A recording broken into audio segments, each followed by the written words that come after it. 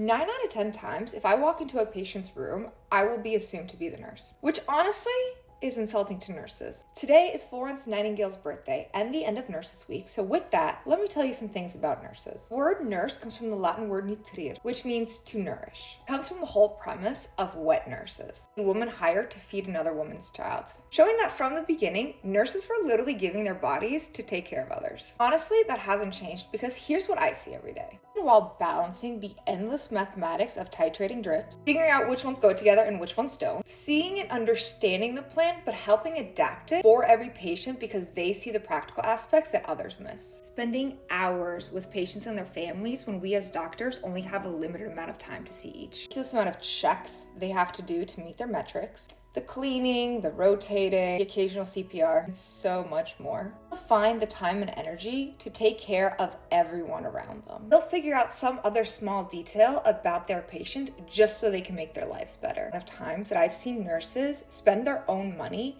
to buy a good smelling shampoo so they can wash their patient's hair better. Beyond that, they protect us, the rest of the healthcare team. There's been so many times that I've gotten sick and still had to go to the hospital and work, and they would nurse me back to health. I will forever be grateful for all of the nurses that stood up for me and continue to stand up for me when others give me a hard time. Watching them work in unison is a metric that all teamwork should be held up to. One of my biggest pet peeves is seeing the amount of hate that is spewed between healthcare workers. Because at the end of the day, we're a team. I genuinely love the amazing team of nurses I get to work with. So today on Florence Nightingale's birthday, thank you to the people who've been nourishing the rest of us since the very beginning.